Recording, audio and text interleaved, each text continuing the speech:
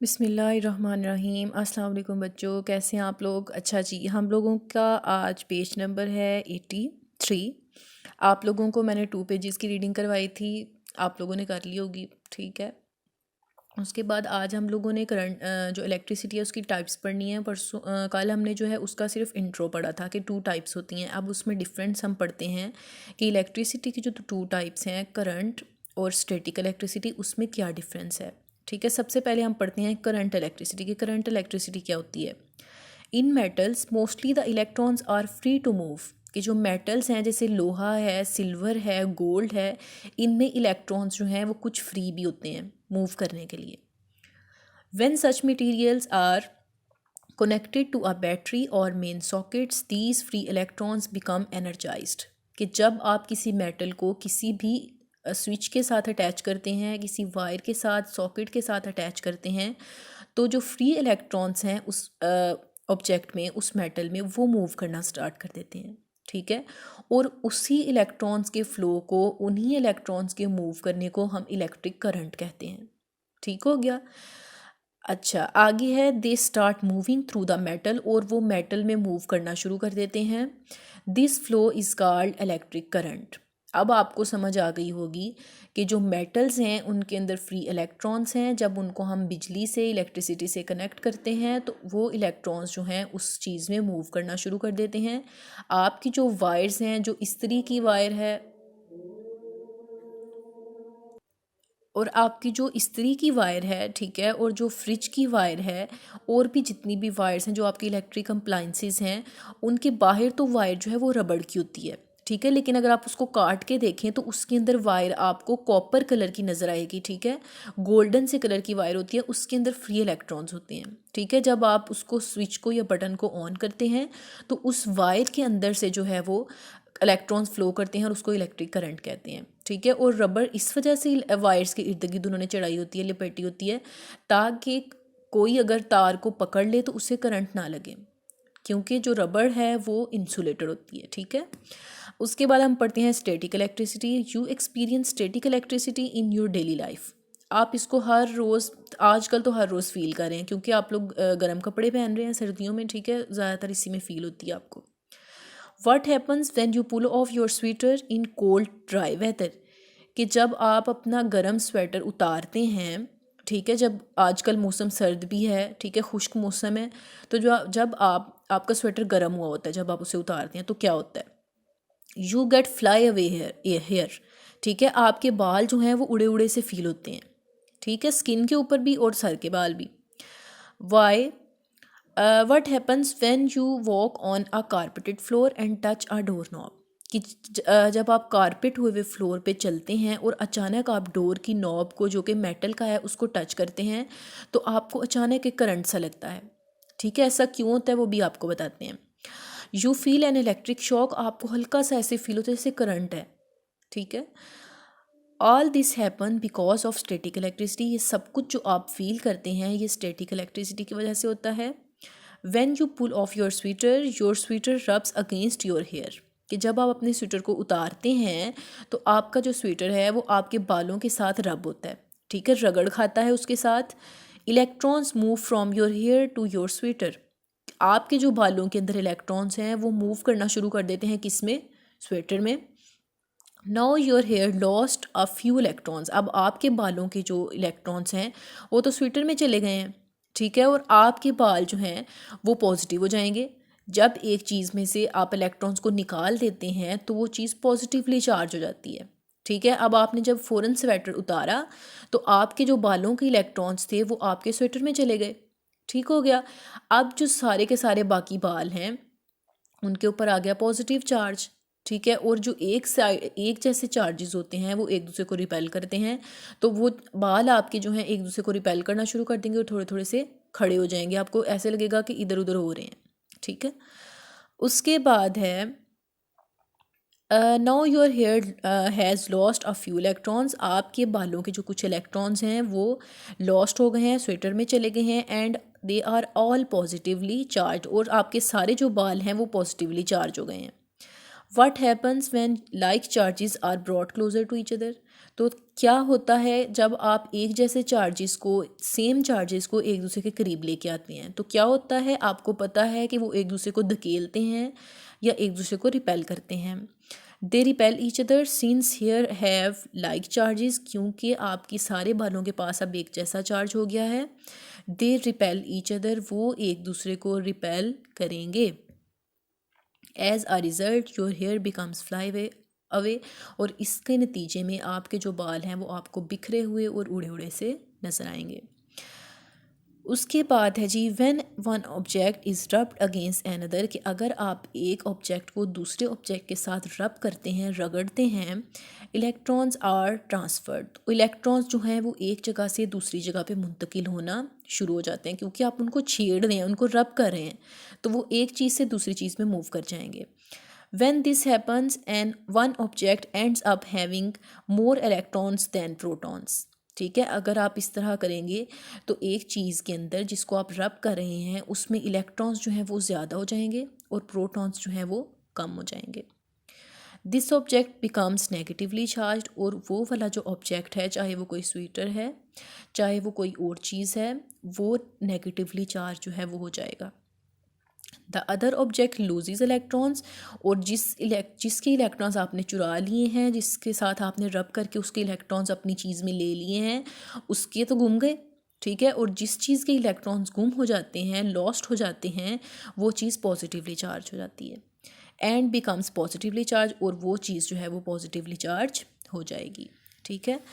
This imbalance of positive and negative charges is called static electricity, के इस तरह से जो इम्बैलेंस है, यानी कि गैर मुतवाज़न जो हो जाते हैं पॉजिटिव और नेगेटिव चार्जेस के, कभी कोई पॉजिटिव ज़्यादा हो रहा है और कभी नेगेटिव चार्जेस ज़्यादा कम हो रहे हैं, इसको हम स्टैटिक इलेक्ट्रिसिटी कहते हैं, ठीक है। Now you have an idea of role of electrons in causing lightning during the thunderstorm, कि वो कह रहे हैं अब आपको अंदाज़ा होगा कि जब आसमान पे बिजली चमकती है, वो आप मुझे बताएं ज़रा कि वो इलेक्ट्रिक करंट है या फिर वो स्टैटिक इलेक्ट्रिसिटी है, ठीक है। स्टैटिक इलेक्ट्रिसिटी की वो एग्जांपल है, क्योंकि वो तो किसी वायर में फ़्लो नहीं कर रही है, ठीक है, वो बादलों के आपस में रगड़ने की वजह से जो है वो पैदा होती है। अभी आपको नेक्स्ट पेज पे मैं समझाती हूँ कैसे होती है। तो वो उसी जगह पे थोड़ी देर के लिए जो है वो चमकती है आसमान पे और फिर ख़त्म हो जाती है, ठीक है, ये स्टैटिक इलेक्ट्रिसिटी है। जो चीज़ जो इलेक्ट्रिसिटी मूव करेगी वायर्स के अंदर, वो सिर्फ करंट है, ठीक है। उसके बाद ये डिस्कस एंड आंसर, ये तो क्लास वाला काम है। नेक्स्ट पेज पे आ जाएं, बल्कि ये रह गया एक छोटा सा box. When you rub a comb against your hair, ये आपने एक्सपेरिमेंट करके देखना है, ठीक है। आप एक प्लास्टिक की कॉम्ब ले लें, ठीक है, उसको थोड़ी देर अपने बालों में जो है वो हल्का हल्का जो है उसको रगड़ें। You charge up the comb, अब आपके जो बालों से इलेक्ट्रॉन्स हैं वो उस कॉम्ब में शिफ्ट हो जाएंगे, ठीक है। स्टैटिक इलेक्ट्रिसिटी का एक्सपेरिमेंट है, ये आपने करके देखना है। When you bring this charged comb near to the pieces of paper, the comb attracts them, ठीक है, कि आप छोटे छोटे पेपर के पीसेस कर लें पेज के, ठीक है। उसको आप अक्सर आप बच्चे जो हैं वो स्कूल में करते हैं स्केल के साथ, ठीक है, अपने बालों में आप लोग स्केल को लगाते हैं, रगड़ते हैं कुछ देर, उसके बाद आप लोग अक्सर जो है वो कागज़ के पीसीस के ऊपर उसको रखेंगे तो वो सारे उसकी तरफ अट्रैक्ट हो जाते हैं, ठीक है। आप लोग ये कॉम्ब से भी करके देखें।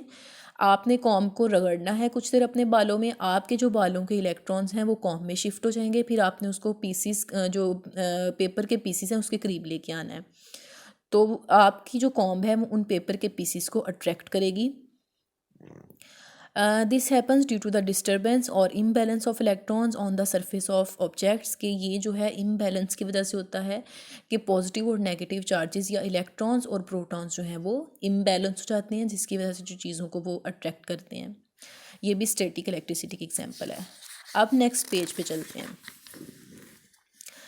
लाइटनिंग के बारे में बताएंगे। Electricity in nature, When clouds rub against each other, electrons move from one cloud to another, ठीक है। जब तूफ़ान आता है, ठीक है, तो जो बादल हैं रगड़ खाते हैं एक दूसरे के साथ, कितनी ज़ोर से आवाज़ जो है वो पैदा होती है। उसी दौरान क्या होता है कि इलेक्ट्रॉन्स जो हैं एक बादल से दूसरे बादल में मूव कर जाते हैं। They heat up the air between the clouds, और जो उनके दरमियान में, बादलों के दरमियान में हवा होती है उसको वो गर्म कर देते हैं जब वो आपस में रगड़ खाते हैं, तो ठीक है।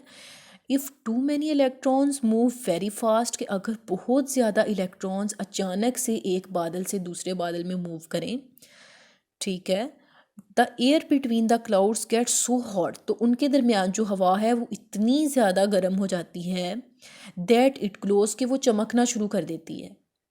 अब आपको पता चला कि बिजली कैसे बनती है आसमान पे। दिस इज़ अ स्पार्क, इसको हम स्पार्क कहते हैं।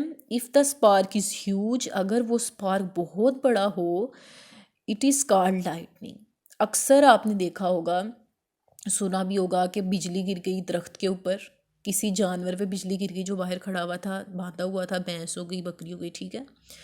तो वो लाइटनिंग अगर वो स्पार्क जो है, अक्सर तो वो छोटा होता है, बादल के ऊपर से ही जो है वो ख़त्म हो जाता है, लेकिन बाज़ औक़ात बहुत ज़्यादा इलेक्ट्रॉन जो हैं वो एक बादल से दूसरे बादल में मूव करते हैं, तो उसके नतीजे में बहुत बड़ा इलेक्ट्रिक स्पार्क या ग्लो पैदा होता है जो कि ज़मीन तक भी आ सकता है, ठीक है। तो इसको हम कहते हैं लाइटनिंग। ये आपको लाइटनिंग की पिक्चर दिखाई हुई है। Lightning is a static current, ये स्टैटिक इलेक्ट्रिसिटी की एग्जांपल है। उसके बाद ये कॉन्सेप्ट चेक फिल करना है आपने। डैश हैज़ नेगेटिव चार्ज, किसके पास नेगेटिव चार्ज होता है? इलेक्ट्रॉन के पास।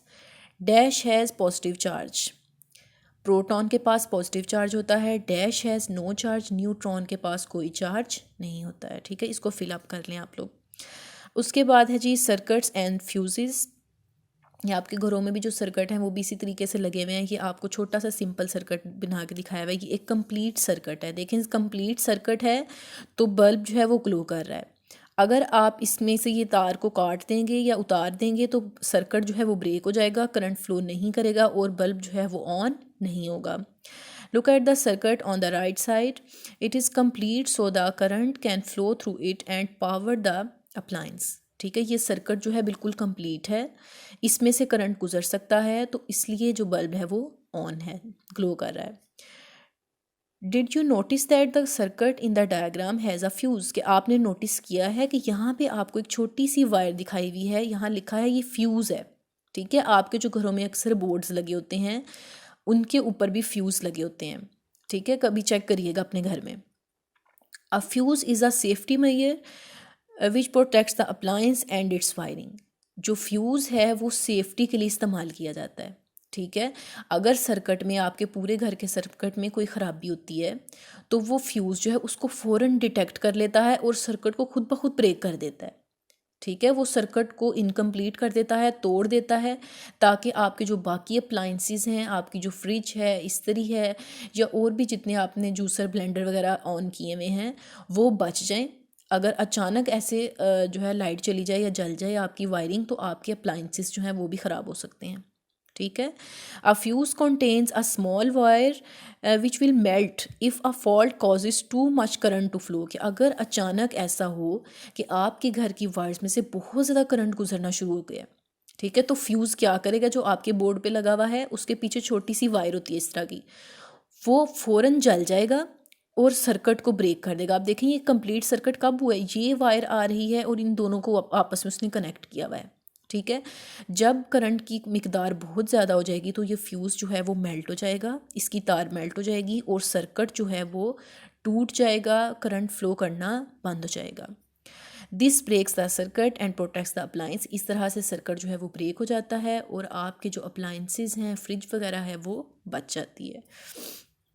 उसके बाद है talk about all the parts of the circuit above and what each of them does, कि इसमें से आपने बताना है कि हर जो सर्किट का पार्ट है वो क्या क्या काम करता है।